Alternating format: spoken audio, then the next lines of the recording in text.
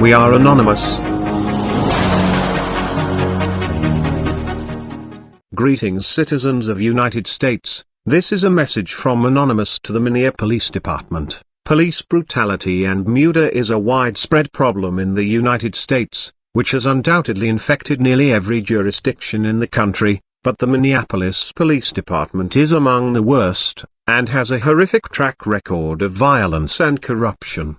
This week's brutal of George Floyd, which has sparked protests and national outrage, is merely the tip of the iceberg, in a long list of high-profile cases of wrongful death at the hands of officers in your state. In fact, in the past 2 decades, 193 people have been killed by police in Minnesota. In recent years, we have seen numerous high-profile killings in the area, including the deaths of Jamar, Philando Castile, Justine Damond, Thurman Blevins, and Brian Quinones. They are only the cases to catch headlines, where videos or other evidence proves that the police are lying. Sadly, in the vast majority of police killings, the only one left alive to tell the story is the officers who took the person's life.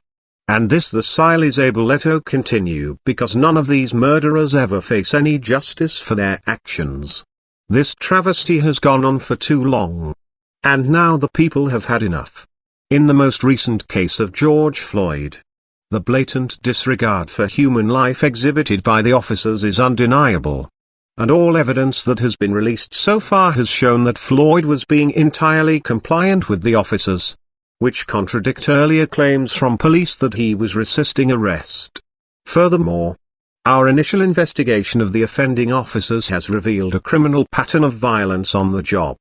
At least 2 of the officers involved in Floyd's arrest, Derek Chauvin and Thau, have a history of on-the-job shootings and excessive force complaints. The Star-Tribune reported this week that Chauvin, the officer most directly responsible for Floyd's death, has been involved in numerous on-the-job shootings where suspects were killed. There were 4 officers on the scene at the time of the incident, 1 who kept the gathering crowds away, and 3 who were forcefully holding Floyd down. Onlookers warned the officers that he was crushing the man to death. But none of the police on the scene seemed to have any concern for Floyd's condition. You more have fired these officers to save face.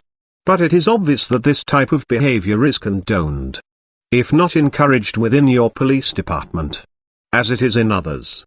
Officers who kill people and commit other crime need to be held accountable just like the rest of us. Otherwise, they will believe that they have a license to do whatever they want.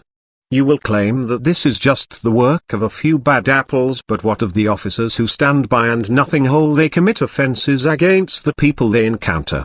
And the police department like yours who refuse to prosecute these criminals, as they would one of the citizens that they are sworn to protect. People have had enough of this corruption and violence from an organization that promises to keep them safe. After the events of the past few years, many people are now beginning to learn that you are not here to save us, but rather, you are here to oppress us and carry out the will of the criminal ruling class. You are here to keep order for the people in control, not to provide safety for the people who are being controlled. In fact, you are the very mechanism that elite us to continue their global system of oppression. And the world is finally starting to wake up to this.